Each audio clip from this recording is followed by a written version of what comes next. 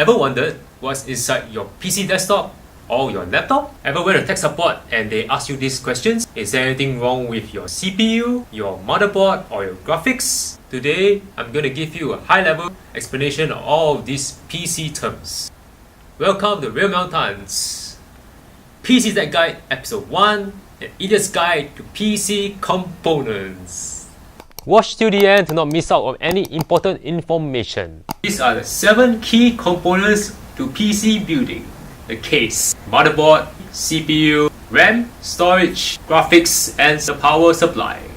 Let's begin with component number 1, the case. It is a big box that's made out of plastic, aluminium or steel. It houses the rest of the components and provides connections. It can be seen as a big cooling box which contains a lot of fans. Next, we have the power supply unit, or the PSU, provides electricity from the wall to all the PC components. It is usually placed at the bottom of the case and comes in 3 varieties: non-modular, semi-modular, and modular. Next, we have the motherboard or the main board. It is a giant circuit board where you plug in all the components and provides connections between each component.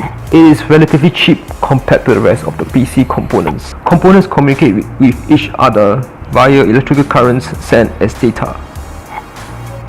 Fourth, we have the CPU, or the central processing unit or processor. It is a relatively low data storage. So what it does is computes and does calculations. It runs applications on your computer. We usually call it the brain of the computer, but I say it is just the part of the brain that does computations, and otherwise the entire computer is the brain. Next, we have the random access memory, or RAM, or memory. It comes in fast speeds but has low storage as compared to a hard disk drive. It provides connections to the motherboard via thin sticks instead of wire, hence providing a fast loading speed. Provides a temporary storage of information and determines the loading time for games. Used highly in video editing.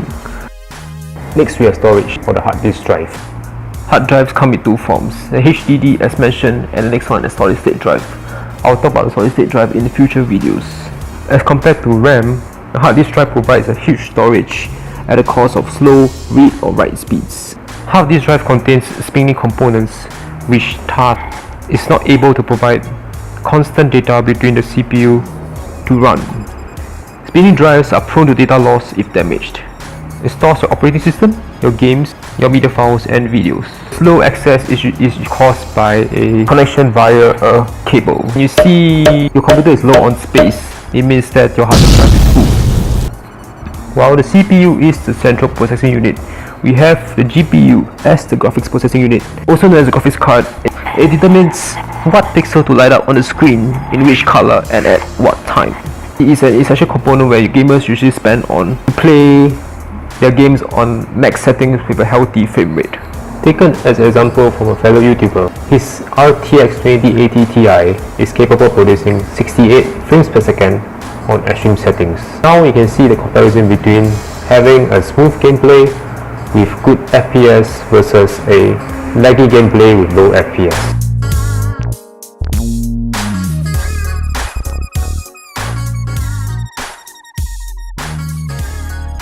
I'd like to give you a rough idea of what happens when you load a game on your PC desktop.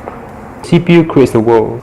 It creates the buildings, the grass, the scenery, and all of the 3D world. It is loaded quickly from the data stored in RAM, which is loaded from the hard disk drive. But it is the graphics card that determines how the character looks like and interacts in the 3D world. So to conclude, the case is used to house all of the components in a physical box. The power supply provides power to all of the components. The motherboard is used to plug and connect all the components together. The CPU computes and runs applications on the computer.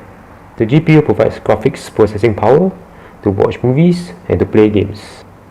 The RAM is a temporary storage of memory. It allows for quick access of data. More RAM is good for video editing. The storage is used to store all of your big files such as your OS, your games, and your videos. I hope you guys learned something cool about PC components from this guide. Let me know if you want to see more such guides or tutorials, or take a more in-depth look at each PC component. Let me know in the comment section below. I'll read all the comments and do my best to reply to all of you. This is RealMelTan's Idiot Guide to PC Components. RealMelTan out.